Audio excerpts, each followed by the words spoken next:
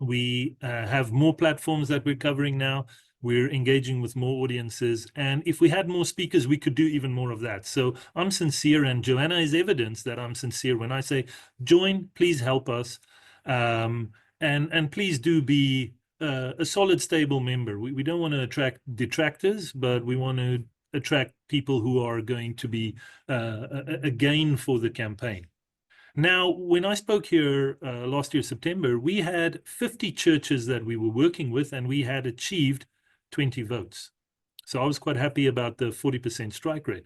Since she has joined, we now have 400 churches that have contacted us and that are in various stages of progress, because business meetings are infrequent throughout the year, so they can be difficult to convert.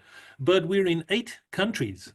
So we have now developed a need to recruit conference or country promoters, people who can help us cover their region and ensure that time zone-wise communications are followed up on and results are delivered. We've got 50 churches that have voted. That is 50. So we've more than doubled the churches who have voted. All that we need is more church members to stand in their churches and have their churches be counted. So please, the growth there is exponential, and we can do even more. But we need you, the members, individually to take charge here. But now we're getting into the serious part of the updates.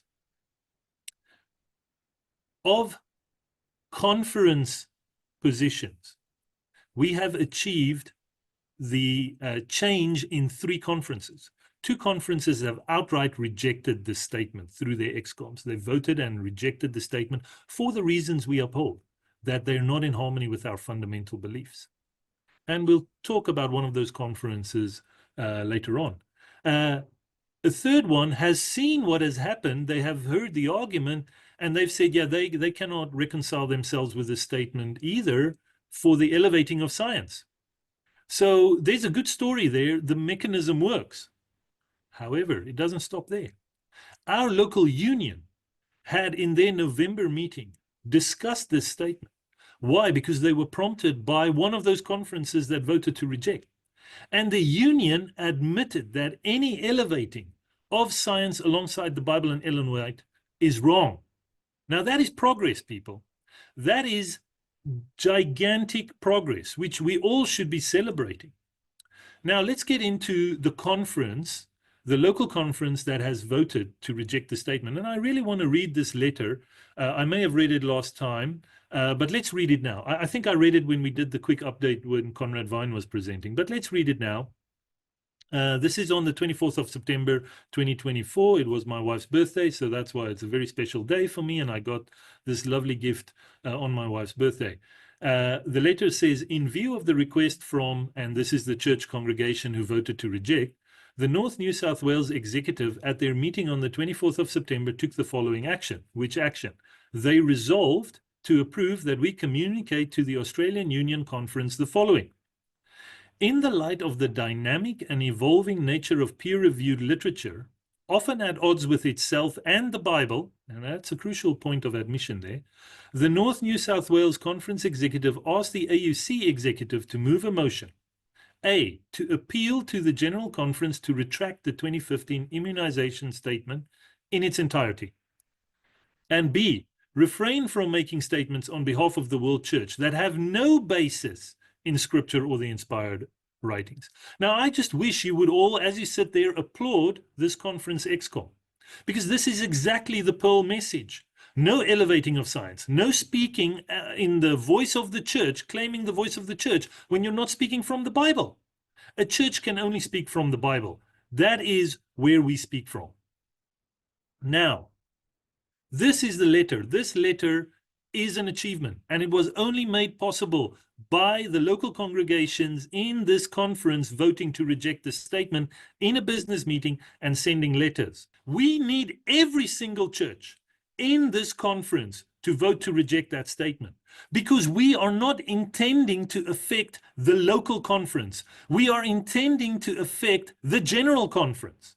We need all of you to vote. So stop listening to the voices discouraging you from voting.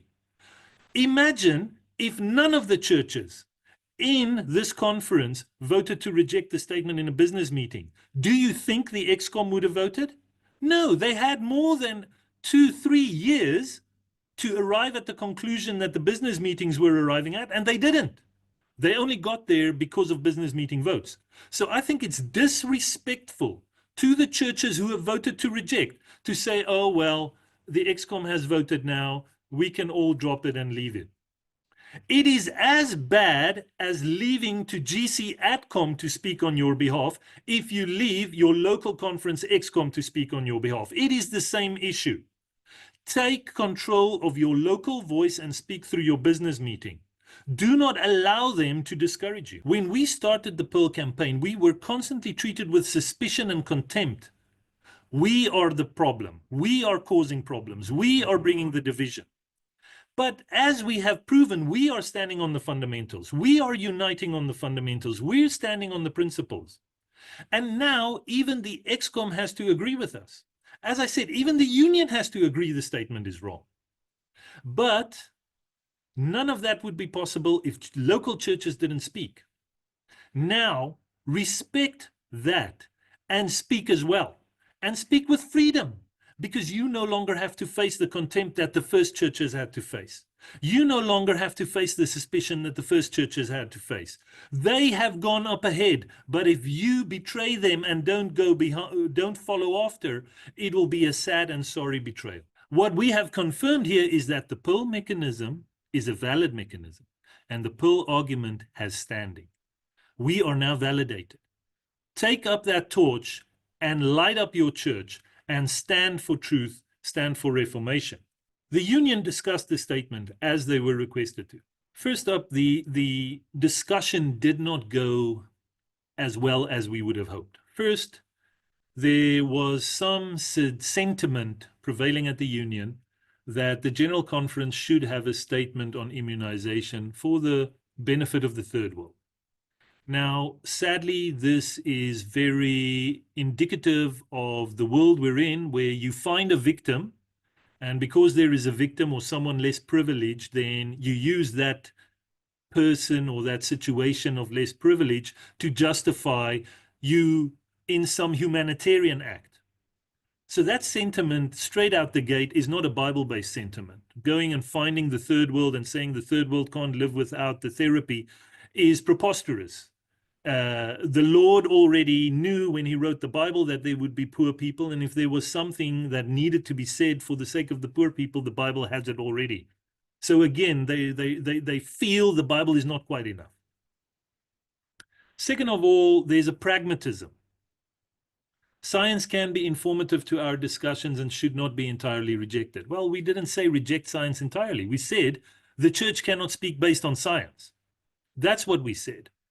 Let's just leave science out of the voice of the church. That's all we asked for. There was, again, the mention of the escape clause. Oh, the 2015 statement encourages members to make their own vaccination decisions. Yeah, well, your problem there is, if the statement also encourages immunization programs, as I showed you at the beginning of the presentation, then they're expressing support for mandates, which robs you of your opportunity to make your own decision.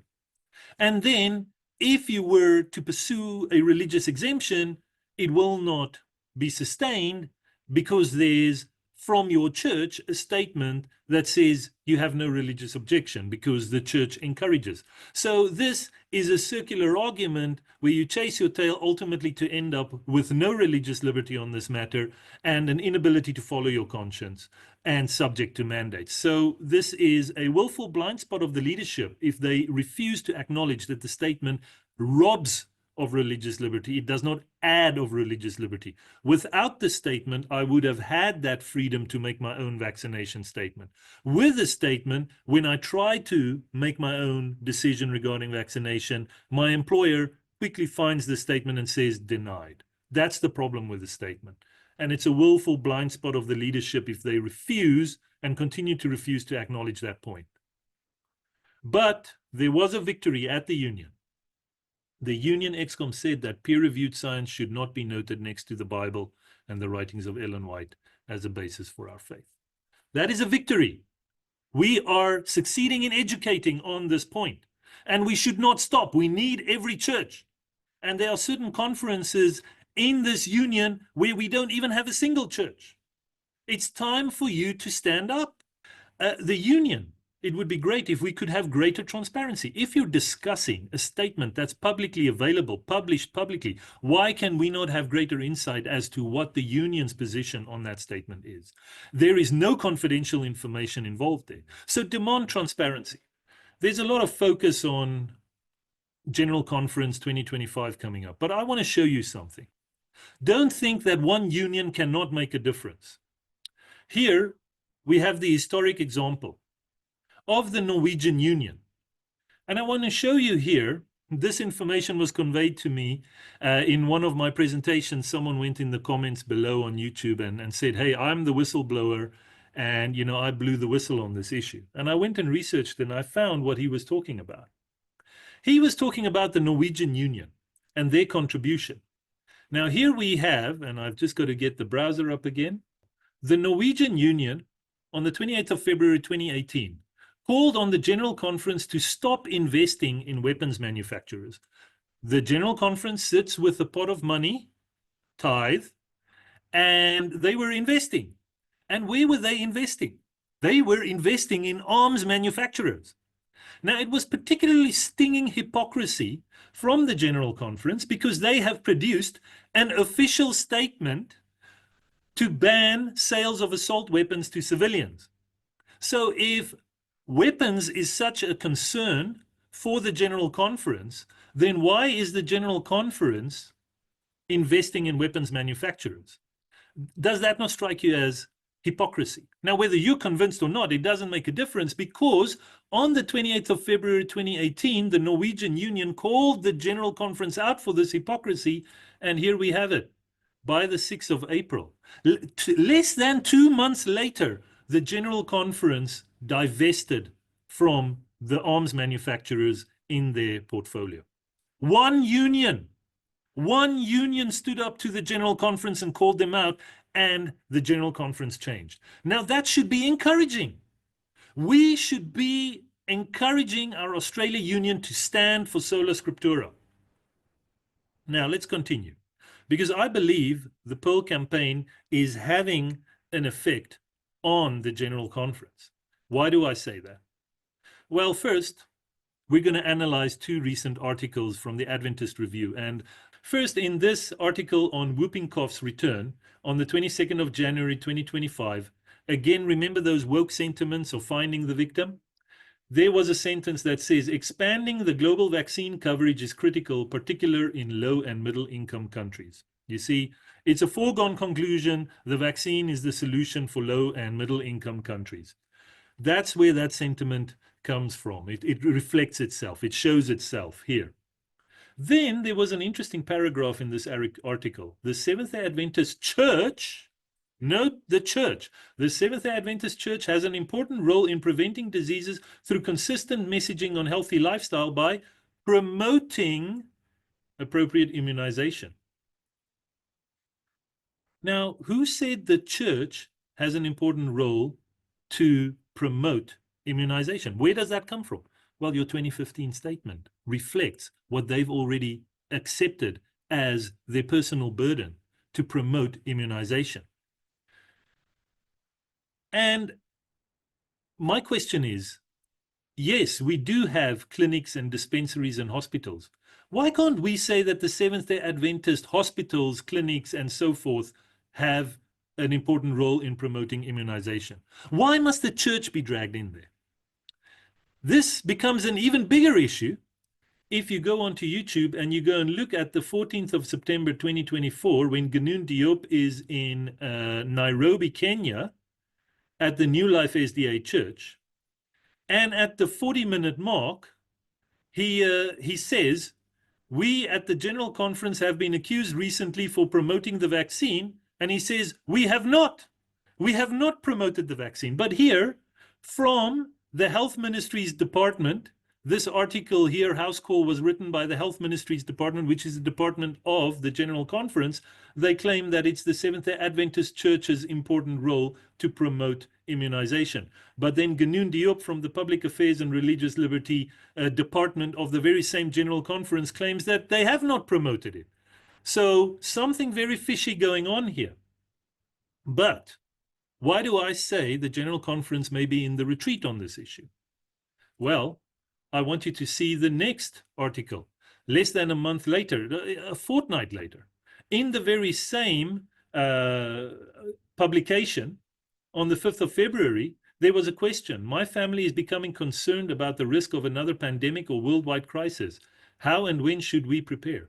And in this article on a pandemic, there is not a single mention of immunization or vaccination. Now, I find that is truly striking to me. However, the contents of the article is the kind of thing that Pearl would not object to. Strengthen your faith practices.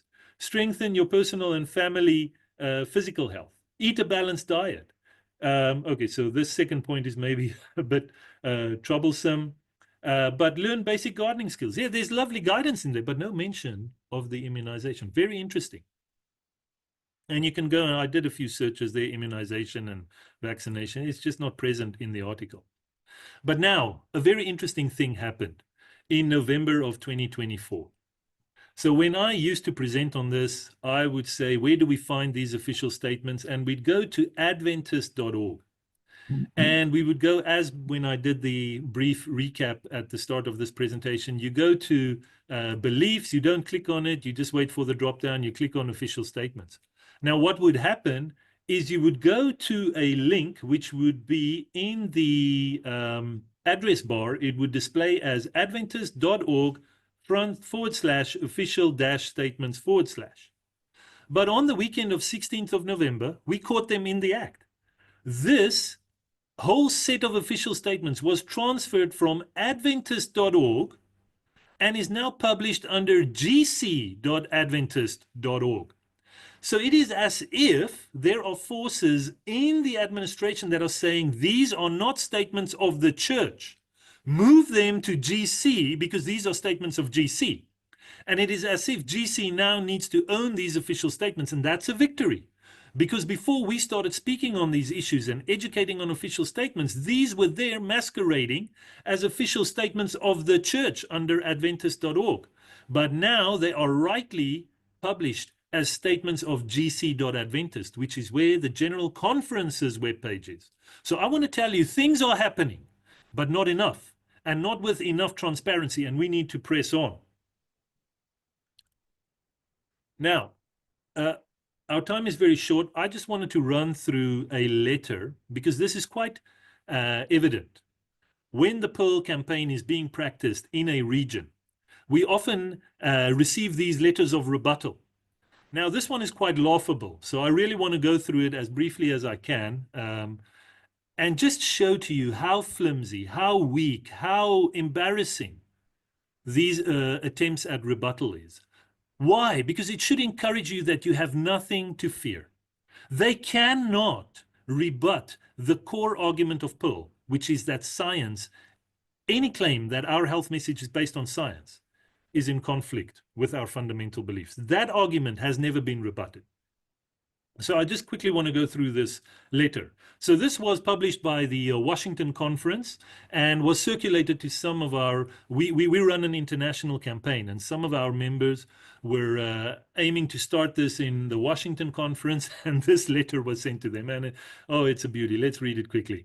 The 2015 ADCOM statement, immunization statement of the Seventh-day Adventist Church is not an infringement on liberty of conscience. Contrary to the claims of Dr. Henk Koenig, Conrad Vine, and others advocating against it. Instead, it aligns with the Church's long-standing principles of health reform, responsibility, and cooperation with established medical science.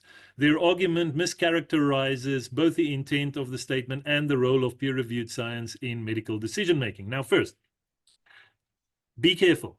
They all want to do this. They always conflate what Conrad Vine has been speaking on in regards to religious liberty with Pearl.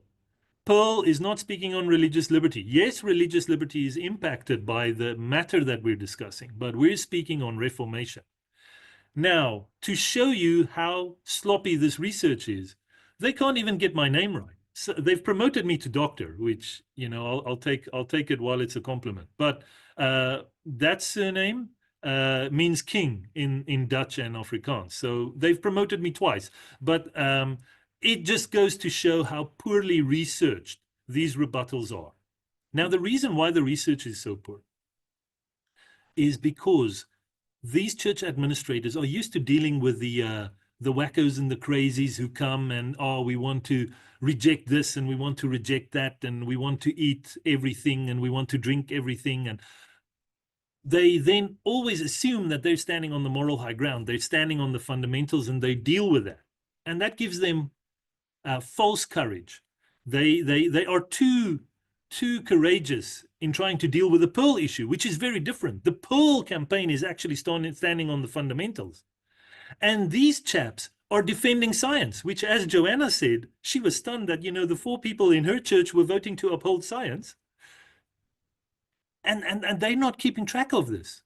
So they charge forward with a false reason for their courage, a complete misunderstanding that they're actually not on the stable foundation of the fundamentals. And it quickly unravels from there. Now, let's see how it unravels. First, their attempted justification is that, you know, encouraging immunization is based on the church's long-standing principles of health reform. Well, what do you mean? Where is immunization part of health reform? As we said, Fundamental Belief 22 doesn't mention science. The responsibility and cooperation with medical science, you know, they're basically admitting the charge. We're saying science is not a basis of our health message as per our fundamental beliefs. And these guys are coming and saying they're guilty because they believe it is. Now, as we've said before, the church is not a hospital. Hospitals can encourage and cooperate with science. The church is not a hospital. The church should speak from the Bible alone. Point number 3 is they mischaracterize. Now, they can't even correctly identify me, and then they charge us with mischaracterization. So this is just ridiculousness, the lack of acknowledging the core Pearl argument that the GC 2015 statement conflicts with the fundamental beliefs is evidence that they are deliberately and dishonestly mischaracterizing. And it is even more embarrassing. Now, remember, this guy tells you, he reassures you from the Washington conference that this Dr. Henk Koenig and the Pearl argument has no basis, none whatsoever. It's doubly embarrassing because we know that the North New South Wales Conference has voted to reject the statement for the same principles that Pearl upholds. So it just goes to show that these guys have not applied themselves to the argument at all, and they're just embarrassing themselves. The core of the opposition's argument, yeah, let's hear it, is that any endorsement of vaccines by the church constitutes coercion and an attack on individual liberty. However, the 2015 statement explicitly does not mandate vaccination, but rather affirms that Adventists place a strong emphasis on health and well-being and that they value the prevention of disease through proper immunization. Now, right there, you should all be objecting because I read to you the statement, the official statement encouraging immunization. And what they claim to be quoting there, they've completely misquoted because the actual sentence says, we value the health and safety of the population, which includes the maintenance of herd immunity. Now, herd immunity does not include immunization only, but it goes to show how embarrassing these guys are in attempting to rebut us, and then they can't even properly quote from their own official statement. It's a joke. And I want to tell you it's a joke because you have nothing to fear. You will have such ridiculous attempts at rebuttal, but actually to the actual substance of the argument, they cannot rebut. They continue further with their lies here. This aligns with Ellen White's counsel that faith and reason must work together. We've never challenged that. In Counsels on Health, she warns against expecting divine protection while disregarding health principles. Okay, what did Ellen White say? Many have expected that God would keep them from sickness merely because they have asked him to do so. But God did not regard their prayers because their faith was not made perfect by works. You see how they conflate. Immunization is now a work that you need to commit to enable your faith to work to keep you healthy. Lord, help us. When we do all we can on our part to have health, then may we expect that the blessed results will follow, and we can ask God in faith to bless our efforts for the preservation of our health. I don't know what would motivate a church administrator to use this paragraph to encourage this therapy? Because if you read from the 2021 affirmation statement, this is where the General Conference doubled down on the 2015 statement and said, we're going to affirm our confidence in science and in the therapy. Then the 2021 affirmation statement says, we are aware that vaccines may have side effects and that these can be severe in a small percentage of cases, including death in rare situations. Now, from this Ellen White quote, if I take the therapy and I succumb to whatever they admit can follow, severe side effects and even death, then was my faith lacking? You see, this is the nonsensical mess that is coming out of conferences because we have administrators that aren't standing on sola scriptura. So we continue with this letter, and look, there won't be much more. Hang in there. The push against the church's immunization statement appears to be driven by several overlapping factors. And then they start with political influence. Now, I told you I don't even want donations. We're not a political party. We're a reformation movement, as Joanna has said. We're not arguing for politics. We're arguing for sola scriptura. So this is a total false claim. We are against government overreach? No, we're against GC ADCOM overreach. They say here, many Adventists who oppose the 2015 statement are influenced by broader political narratives that frame the public health policies as government overreach. No, I'm disinterested in the government. That's not my campaign. My campaign is GC ADCOM overreach. Misinformation and conspiracy theories. Oh, so how many conspiracy theories have I presented here today? Not a single one. But figures like Conrad Vine and Henk Koenig frequently cite discredited studies. Which study have I cited? Not a single one. Oh, it's just embarrassing what these guys are doing. But here's the question. Here's the question. This aligns with a larger trend of distrust in scientific institutions. As if when you have distrust in scientific institutions, the problem is with you. And my challenge to this conference is, where have you sourced your trust in the scientific institutions? We have trust in the Bible based on our fundamentals. That is where our trust lies, not in science. But these guys clearly are comfortable setting science alongside the Bible and the writings of Ellen White. They go on with the misinterpretation of religious liberty. The argument falsely equates public health recommendations with forced mandates. I don't see how we are falsely equating that, because that's exactly what happened in COVID. Then comes this, oh, what a gem of a lie. The Adventist Church has never advocated for government-enforced vaccination. But I just read for you from the 2015 statement that they encourage participation in government programs. That is mandates. So it is terrible because it's also a half-truth. Yes, the General Conference never came and mandated upon any of us as members of the church. But the General Conference put water in the basement of your religious liberty. And then when the government went to your employer to mandate and enforce, they held out the carrot that you can get a religious exemption, which then when you wanted to apply for the religious exemption, the General Conference and the church said, no, you're on your own because we have this statement. And then when you're on your own and you submit it and you send it in, then your employer will say, oh, but I did a Google search, I found this statement, your religious exemption is denied. So it is just a half-truth to say they never mandated. It is a total lie because they participated in denying you your religious liberty. And that's a fact. Distrust in peer-reviewed science. Again, we're back to this straw man. Pearl has never said, oh, you know, science is no good. Oh, science is always wrong. We've never said that. We've said science is an uninspired source. That's all we've said. This is a straw man argument. They're trying to say, oh, these guys are against science, so they must be science deniers and deny gravity and the world is flat kind of thing. That's not what we're saying. We're just admitting that science is uninspired. And you'll see how hypocritical this is for making us look foolish for having a distrust in peer-reviewed science, because their letter continues. But we're just Bible readers, and we know that the Bible tells us that we should be weary of vain babblings and oppositions of science falsely so called. So there is such a thing as science falsely so called, and we need to be careful. And Ellen White also gave us the counsel that God has permitted a flood of light to be poured upon the world in discoveries in science and art. Yes, we acknowledge science can be a benefit, but then she says, when professedly scientific men lecture and write upon these subjects from a merely human standpoint, they will assuredly come to wrong conclusions. So that is what the inspired source is telling us about science. And the Washington Conference would do a good job to acknowledge that. The greatest minds, listen, if not guided by the word of God, in their research, will become bewildered in their attempts to investigate the relations of science and revelation. That's what we're saying. The Bible is primary. Science and everything else is secondary. But no, General Conference says science stands alongside the Bible and the writings of Ellen White.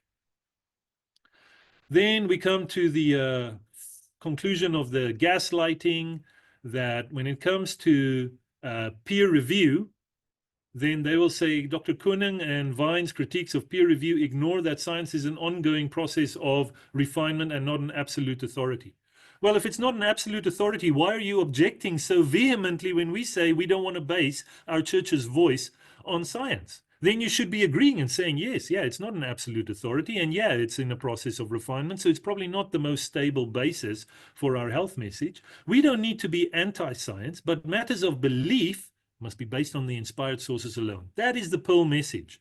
And here, right at the end, these guys come and admit that science isn't all that it's cracked up to be. But all the pages before that, they were treating us as crazies and loonies and reality deniers. So, finally, they come with the knockout blow. If peer-reviewed science is valid when it supports the Adventist health message, it cannot be dismissed when it comes to immunization. So this strategy of argument is the part proves the whole. You know, the broken clock that is right twice a day, that means the clock is always right. This is the most embarrassing, ridiculous bit of gaslighting I've ever seen, and the immature mind that wrote this must be ashamed of themselves. Let's try a few different examples. If peer-reviewed science supports the SDA health message, it cannot be dismissed when it comes to evolution. Who would agree? You'd laugh your face off when you hear that. Gender-affirming care. Well, it must be right then. Oh, who remembers thalidomide when science said, oh, it's good, take it, and then the babies were born with defects? It's embarrassing.